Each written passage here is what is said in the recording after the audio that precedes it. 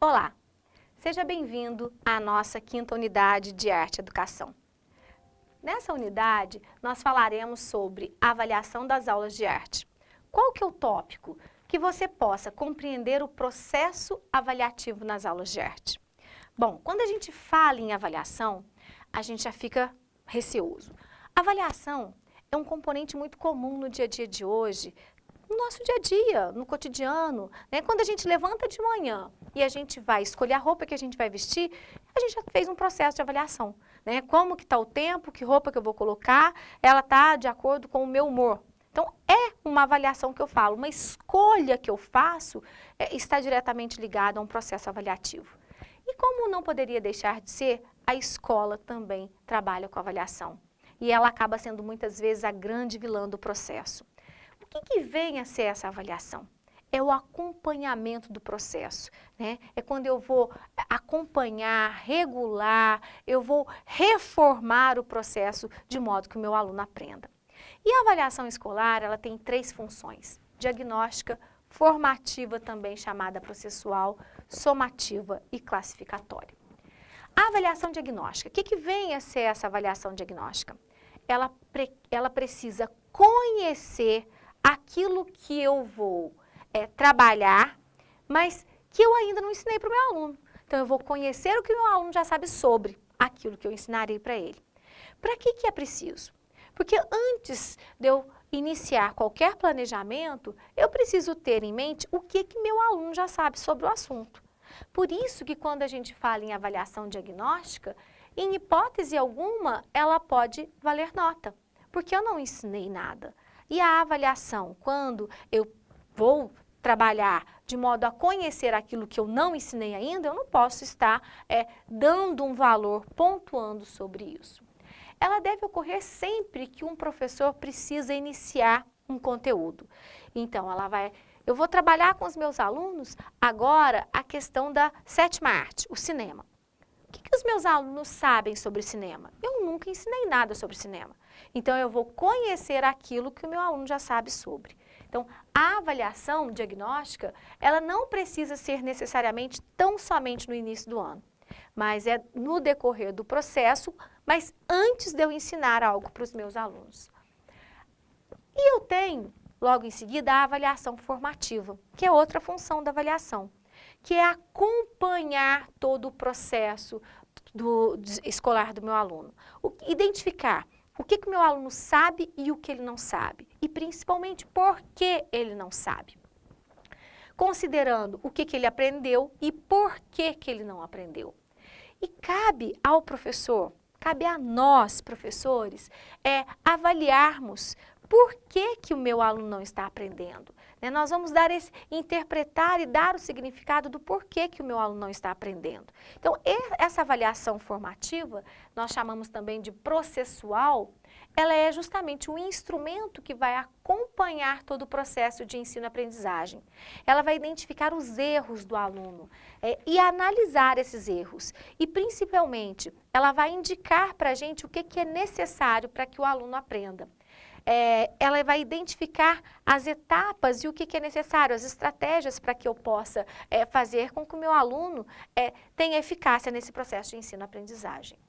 E a gente não pode deixar de falar da função classificatória, né? Mesmo em arte, nós não deixamos de lado a avaliação classificatória. Por quê?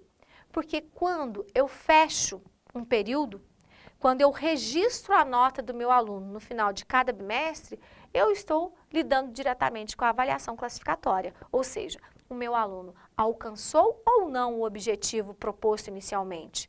Ele alcançou parcialmente ou ele alcançou totalmente? Então, quando eu faço isso, independente de eu transformar isso em nota, número, ou em conceito, A, B ou C, ou bom, regular e ótimo, eu estou fechando um processo e eu estou quantificando que é uma característica da avaliação classificatória. Só que uma coisa que eu chamo bem atenção, nós como professores não podemos, em hipótese alguma, considerarmos como o aspecto mais importante a classificatória. Não. A função mais importante para a gente não é a função classificatória. Sim, é diagnóstico, conhecer e principalmente a formativa, acompanhar, diagnosticar os erros, identificar os erros, interpretá-los e refazer, né, redirecionar o nosso planejamento. Então, quando a gente fala na disciplina de arte, a avaliação diagnóstica, em hipótese alguma, ela pode ter nota. Como eu já disse a vocês, ela é só para identificar o que o meu aluno já sabe ou não. Na avaliação formativa, no ensino de arte, ele não é muito tranquilo, porque exige ação e transformação de posicionamentos perante a vida. Desta forma, transformar a perspectiva avaliativa é também assumir um compromisso constante com a inovação. É afastar-se da avaliação que classifica e aproximar-se de uma avaliação processual que demanda o domínio teórico e disposição para uma prática mais exigente, contudo mais reflexiva e diversificada. Isso quer dizer que quando eu vou avaliar meu aluno em arte, eu não vou pegar o produto final do que ele conseguiu, e sim o processo. Então vejamos, eu tenho um aluno que ao trabalhar com as artes cênicas, ele é excelente, ele tem uma boa improvisação, ele consegue ter uma linguagem oral, uma oralidade muito boa, ele consegue fazer muito bem os papéis. No entanto, ele sempre é muito bom. E eu tenho um outro aluno que mal conseguia falar que ele era a árvore do meu processo, dos meus jogos teatrais, né? Porque a gente sempre fala, algumas crianças são árvores, flores, o sol, a gente coloca todos em cena, mas nem todos estão encenando. E aí eu vou ver o desenvolvimento daquela árvore, que antigamente não falava nada. Hoje ela já chega e ela já fala, né? Nós estamos brincando com as dramatizações. Então, a partir do momento que aquele aluno conseguiu desenvolver, eu vou observar na avaliação formativa dele que ele conseguiu, às vezes, um rendimento muito maior do que aquele aluno que tinha uma oralidade excelente e que pouco evoluiu no decorrer de um período. Então, a avaliação formativa é justamente acompanhar esse processo, é avaliar o processo. E essa avaliação, ela deve se ocupar do processo de ensino e aprendizagem em arte, por conseguinte, ela deve privilegiar as estratégias de ensino ativas e diversificadas. Ela deve estar atenta, sem descomprometer-se com os resultados. Ela deve proporcionar aos professores e aos alunos informações que lhes permitam um maior e melhor acompanhamento do processo. Então, para aquele meu aluno que era árvore e que ele, de repente, antes não falava nada e agora ele já fala alguma coisa, eu tenho que chamá-lo, olha como que você desenvolveu, olha como que você está fazendo bonito agora, já está falando para todo mundo. Então, é esse retorno que faz a avaliação formativa ter uma característica tão importante que é, digamos, direcionar o processo tanto para o aluno como para nós professores também. Quais são os critérios de avaliação em arte? Avaliar, gente, implica em conhecer os conteúdos. O que eu quero alcançar com os meus alunos ou não. Então, eu sempre falo que quando eu vou avaliar em arte, eu não posso pensar nos resultados. Eu tenho que acompanhar o processo. E eu tenho que ter clareza em quais são os critérios que eu tenho. É claro que se um aluno, ele toca, se eu recebo um aluno que já toca violão lá no 4º, no 5º ano, é claro que em música, se eu for considerar, ele vai sair muito melhor do que um outro aluno que não toca, que não teve uma experiência musical.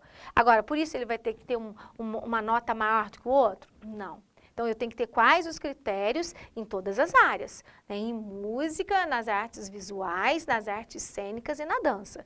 E acompanhar esse processo de modo que seja o processo e não o fechamento dele a cada instante. E a avaliação em arte, ela precisa enfatizar que no transcorrer das 5 séries do ensino fundamental, espera-se que os alunos progressivamente adquiram competência e sensibilidade de cognição nessas artes todas que nós estamos falando, nas artes visuais, na dança, na música, no teatro. Perante a sua produção de arte, o contato com o patrimônio artístico. e que ela possa exercitar a sua cidadania cultural com qualidade.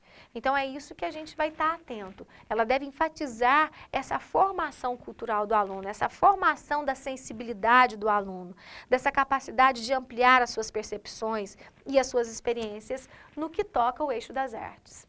Faça uma leitura atenta do nosso guia de estudos da página 143 até a página 145 e até a nossa próxima aula, ok? Tchau, tchau!